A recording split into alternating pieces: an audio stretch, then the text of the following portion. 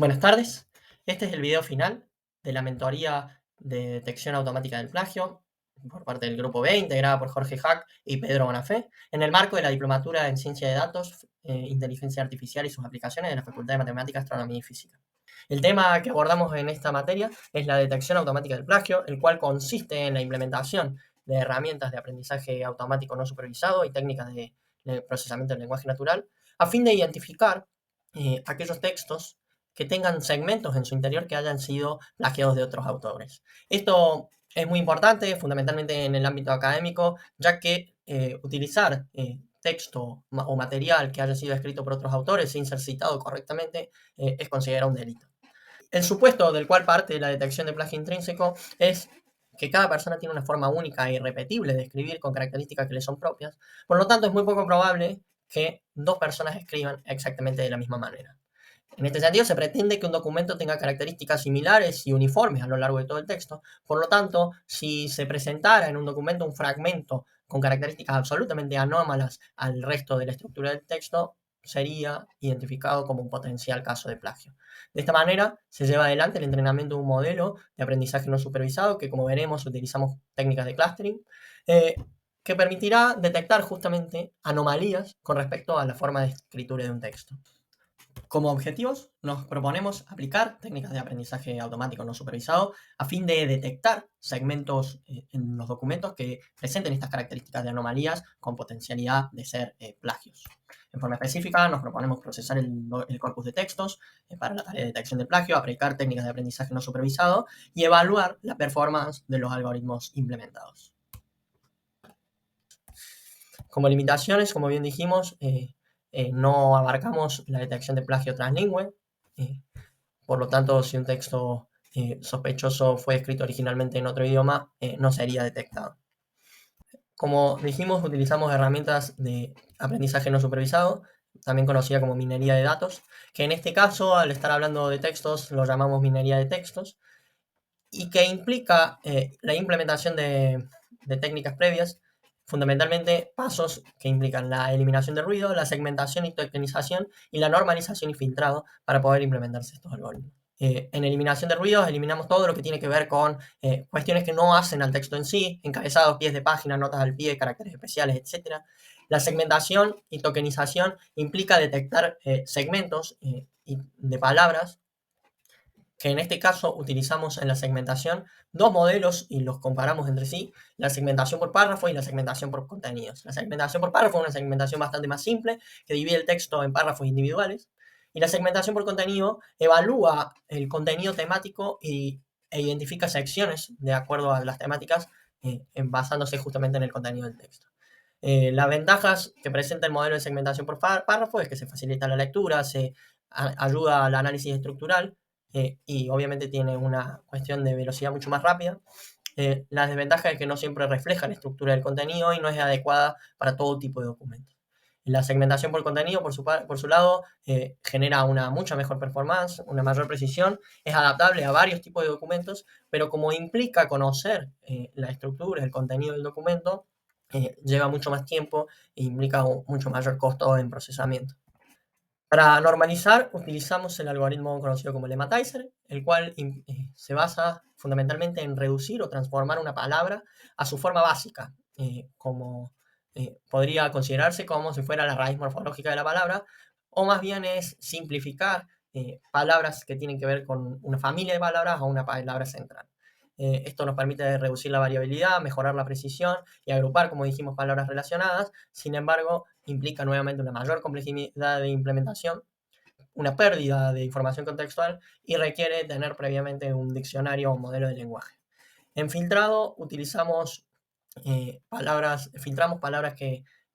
presentan escasa información y palabras conocidas como stop words, que son palabras sumamente utilizadas, pero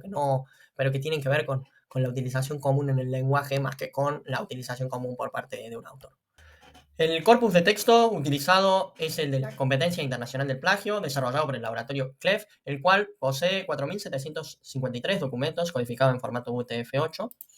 que en su interior tienen un 50% de documentos plagiados y un 50% de documentos no plagiados. A su vez, los documentos se distribuyen según su longitud entre pequeños, medianos y grandes. Para poder ejecutar el modelo es necesario llevar el texto a un formato numérico, codificarlo. Y para ello existen múltiples métricas, y estas son algunas de ellas, entre las cuales utilizamos el índice de facilidad de lectura, que codifica de acuerdo justamente a lo que se conoce como facilidad de lectura, el índice de signo de puntuación, que contabiliza o entiende la facilidad de lectura de un texto o la complejidad de un texto a partir de la cantidad de signos de puntuación que tiene, el índice Ganning-Fogg, que mide el grado de complejidad de un texto a partir de el grado de educativo que precisaría una persona para poder interpretarlo. El Type Token Ratio, que lo que mide es el número de palabras únicas dividido las palabras totales. Aplicando el criterio de la varianza, una vez habiendo hecho la proyección hacia estos índices, aplicando el criterio de la varianza, nos quedamos con el índice Ganning-Fogg y el índice Type Token Ratio.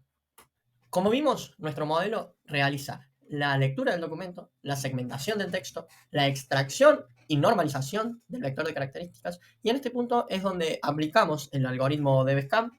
el cual nos permite identificar aquellos segmentos que cumplen con un patrón, una estructura acorde al texto, al común del texto o a los distintos tipos de patrones que se presentan en el texto, y aquellos segmentos que a partir de este vector de características podemos identificar como que presentan características disímiles en forma suficiente como para poder ser considerados outliers. Estos segmentos que consideramos outliers son fragmentos que consideraremos sospechosos de ser fragmentos de plagio. La estructura organizativa del código está hecha en un pipeline que permitiría una posterior automatización del proceso mediante el uso de algún scheduler como Apache Airflow, visto también en la diplomatura. En este sentido, el proceso implica la creación de la base de datos de resultados en una base de datos NoSQL en MongoDB, la creación de las carpetas de entorno, la ejecución de los algoritmos de segmentación, tokenización y limpieza, la ejecución de los algoritmos de clustering, la ejecución de un algoritmo de cálculo de resultados y posteriormente el guardado de estos resultados en la base de datos Mongo creada previamente. Como resultados obtenemos que el algoritmo de DevScan segmentado por contenido es sustancialmente un mejor modelo. En iterativas pruebas, de las cuales estas son algunas de ellas, podemos ver que el overhaul, que es como la métrica que mide la performance en forma genérica, es bastante más alta que en el resto que cuando hacemos segmentación por párrafos, y también son mejores la precisión y el recall. La granularidad también es más cercana a 1, y eso es muy importante porque nos permite, la granularidad lo que nos mide es que no detectemos más de una vez un segmento que es un caso de plagio en todo un segmento. Si lo detectamos muchas veces como plagio, eso nos aumentaría mucho la granularidad, nos la alejaría de 1 y eso tampoco sería correcto.